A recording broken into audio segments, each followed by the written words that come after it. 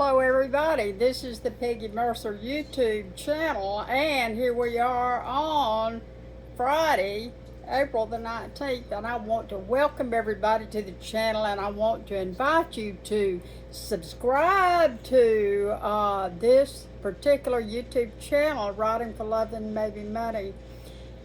Had a girl call me a couple of days ago, and she said she was so excited that she was finding me on YouTube because she said, I won't be going to any more writers' conferences. And I said, oh, no, don't do that. I said, go to the conferences, because I can tell you that it does you just a world of good, and you learn so much by networking with other writers. And I will tell you some things about where to go to these great conferences. I'm going to tell you a little bit about some conferences that can actually change your writing life, and I am really excited to be able to share that with you very soon. What we've been talking about, and I always want to bring you up to date on where we are in the videos. When I started this YouTube channel, and I was really excited because I was going to share with you guys. If you'll go back to the first videos that I did, let me tell you, one of my girlfriends said, oh, bless your little heart, but let me tell you what, I had sciatica, which came from a back injury that I had. Was up in Nashville helping with John's mother, who did pass away after that, and I was helping her. I was washing clothes, I was doing the floors, and John was doing what he could do. But you know, I'm a woman, so I was cleaning, and I hurt my back. So the first videos that I did here, let me just tell you, I was in such bad shape I could hardly walk and sit down across the room here in my library in my rocking chair. I was in so much pain I could hardly walk. I do want to tell you folks that I did get over that. I thought at times I was never going to walk again. When I got over that, when I was able to really get moving good again, I had done a lot of stretch exercises, standing at the sink and pushing back on my leg muscles and my feet. I had done everything you can think of to get over that back injury. One of the things I did, and I don't know how I'm off on this right now, but one of the things that I did to really get over that is I used a heating pad that has a built-in massager, and I would lay that on my back, and I can tell you that broke all that blood loose. And there's somehow or another, I researched this, and that electric heat massager that I laid on really helped me. And the other thing I did that really helped me, and you must remember this if you have a back injury, I started wearing those ugly clogs. They look like Ronald McDonald shoes or something, but they're rubber and they work. For some reason or other, after I was wearing those things on about day 3, I wasn't hurting anymore in my legs and my back. Now, I have arthritis, so I do have a lot of pain that I deal with, but nothing like that. That left me once I started doing all that, and I will tell you how happy I am because I could hardly sit at the computer during that time. Now, to get back into what I've been talking about, we were talking about the last video, how to create a dynamite meltdown, showdown, shootout on Main Street climax. I was talking about writing using the senses. What does it smell like in here? If I go in a little cafe, are the lights dim, and what do I smell cooking? Or the lady walks by and she's got on certain perfume. I want the reader to see it. I want them to smell it. I want them to hear the sounds. I want them to listen and hear what's going on. I want them to get in there, and really I want this writer to get in there with all these senses and create an atmosphere where that reader is just hanging on to her hat waiting to see what's going to happen next. So we come to the climax, after having developed our plot and kind of formatted it out, outlined it out a little bit where we can kind of control it. And another girl said to me that I ran into, that I used to teach in school, and she said, Miss Peggy, I watched your video, and she said, what do you mean by controlling your characters? I thought the characters just did what they want to do. And I said, only in a Stephen King novel do they just do what they want to do.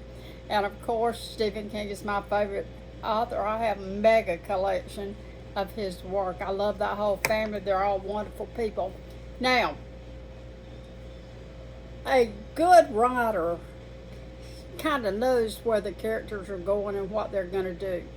In my first novel that was published by a major publisher in New York and sold to 5 foreign countries, and did so well, in that novel, one of my secondary characters was just kind of blowing up and taking over the main character, and the editor said to me, what are we going to do about this secondary character? And I said, she said, we'll have to dub the main character down a little bit. And I thought about that for a while, and I said, you know what we're going to do with that?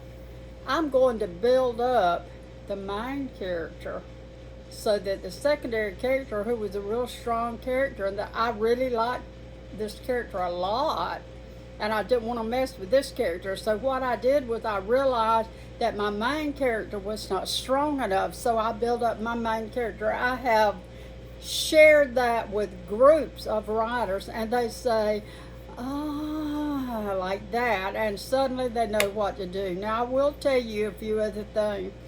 We talked about CLIMAX. We talked about the what's happening. What is this book about? The plot has, and the rise in action, and the scenes so wonderful in each chapter. All of this led us to the peak of the book. This is the peak. This is the climax. This is the standing on the mountain saying, I got it. This is the getting it part, okay? This is the what happens part. And so we got our climax out of the way, and we know and I will go back through this. Don't think I won't. You know me, I'm long-winded. I'm going to go back a lot because I have people that are just, just turning me on and just watching this. And so, of course, I'm going to bring them up to date, so we'll go back through that. I also plan to go back into character development because that seems a subject that people really need to know a lot about when they're starting to write their novel. Now, I've got you past the climax, okay? Are we happy? We're past the climax. What happens is going to happen. They're dead or alive. They've succeeded. They fell off the mountain. They've flown on the airplane when they were horrified. They have found the hidden treasure. They have realized that the hidden treasure, as in Paulo Coelho's absolutely wonderful book, The Alchemist, and one of my favorite books in the world. I will talk about Paulo Coelho, the Brazilian author, very soon when I talk to you about my favorite authors. And I have books in there that I won't loan anybody, that I will never let go out that door because I've learned my lesson about loaning books. Have you learned your lesson about loaning books? So let's don't loan our great book. I will talk to you about reading these classics that I consider the best books in the world, and that will help you so much. You will learn in a few of the books that I will suggest to you what I mean when I say stunning moment. I want my book to have stunning moments. I don't want my book to just go along and things happen out of thin air just to startle the reader. Don't do that to me, okay? That's like my cousin said about the curtains. I don't want it to jump out at me. Don't do anything out of character. My drama director, John Johnson at South Georgia College, once told me, he said, now, you don't want to get laughs when you say these lines. Of course I got laughs, which was totally out of character for that character, but, I won the acting awards anyway. But let me tell you that when you are writing a book, you really want to keep in character with the characters that you have in your book. So we've gotten here to the climax. What's happened is happened. Okay, the whole gist of the book, the punchline is going to be right in here, okay? So we have unfolded by writing this great scene, which is called the climax scene, which is probably not going to be very long. It's going to be very brief. And what this climax does, it gets you over the mountain of the main peak point of the book and gets you into something that we call falling action. I didn't say fallen action. My southern accent, I said this is the falling action. The action starts falling from the peak on. And some things will happen in that little space that we call falling action before the book says, we used to put a 30 and two little dashes on the other side of it in my work as a journalist. Now we put the end. Okay, so some things are going to happen during this space between the peak and the falling action. Falling action is going to show us something. One of the things that is going to happen with falling action is that we are going to, and we want our reader, mainly I always do, we want our reader to have a conclusion to this story. We want to wrap the story up. A great book that starts with, really grabs the reader's attention, hooks the reader in like bait on a trot line I said about fishing in the river. You've got to bait those hooks and set those cliffhanger endings, and the reader's just going to love it, and she's just going to read on.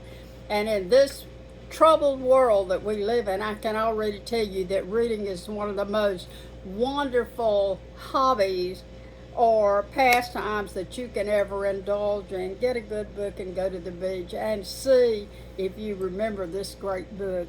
Now, in the fallen action part, which is not going to take up very many pages in your book, I want to tie up my loose ends. You can't just leave the reader hanging. If you do that, she will never read another book you write, because she will be so hurt and disappointed that the writer did not tell her what happened to these people. Now, in my second book set on the Georgia coast, I wrote a trilogy, okay? Another Island, Another Moon, which was an overnight bestseller on Amazon. They were all bestsellers. The second book in there was The White Bird and Gold, with a gorgeous cover by my friend Regina Coffey. And I'll tell you, that bird flying over that marsh has gotten me so many wonderful compliments and so much praise for her art. So that was a good thing. That just turned out teamwork really, really helpful there. Now, in this book, The White Bird and Gold, I had several characters. They each had a voice. They each had a chapter, and that was the format that I wrote that book in.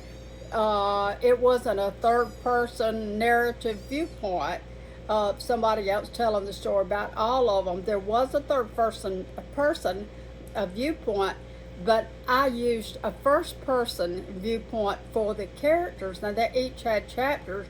This was troubled women attending a healing, inspirational retreat on Big Daddy Island, which was my setting for for the 3 novels set on the Georgia coast that were all won awards, and I've never seen anything like it. I tell you, the ladies got into this almost as much as I got into it, and they loved it, not as much as I did, and of course not as much as my great friend and character in the book, Alana Lewis, my buddy and one of my best friends. So the reader didn't get into it probably quite as much as me and Alana Lewis did, because we loved the story so much, and it was written with her permission. Now, these women each are looking for answers. And they find those answers and their heart changes. They have an absolutely wonderful speaker at this healing retreat, and her name is Vestal. And they don't know who Vestal is. They don't know where she comes from. And that's one of the main features of this story. She seemed to just come out of nowhere and gets up there, and she becomes the speaker for this retreat. And here we go. And so they don't know who she is. Now, as this story unfolds, and they each plow through and sail through and beach walk through their agonies and their broken hearts and their troubles that they've had in life. And they just love Vessel, and so they go out on a boat. And I'm not going to tell you any more of what happens, but a storm does come up about where they go out on their boat, and they leave from the Blue and Hull and go Marina, and they go out there on the water, and guess what happens? One of those Atlantic sudden storms comes up, and the boat capsizes. Ooh, what happens next? You won't believe it. You'll have to read that one. That one's called The White Bird and Gold. You see what I'm doing? Now, I said all that to say this. I had to tie up all of their stories. These were 5 or 6 stories in this one book, okay? So the peak of the book, they capsize and some other things happen. They're washed up on the shore like the ladies on the old postcards, and bathing suits laid out there about half dead in the sun on a barrier island on the coast of Georgia. It doesn't get any better. Now, you'll have to read it like I said, but I wanted to tie up all their loose ends. I wanted to share with the reader what happened to each one of these ladies who came to this retreat after the retreat was over. And I'll tell you something, in the future book, I may even get them back down there to Big Daddy Island, because I just love these people so much. So I told the reader what happened to these ladies, and if you read it, don't be surprised, but you're going to love what happened to these ladies. Each one of them succeeded and coming to terms with their situations and their heartbreak and the fact that they had been left alone to deal with life.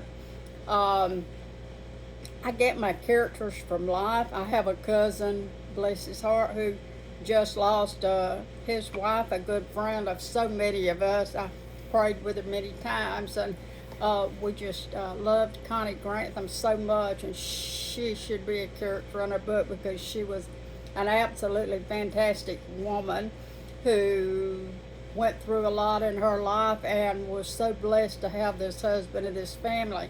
So I know so many other people that have had things happen to them and gone through things in life. I get my characters from life. I get my characters from my family.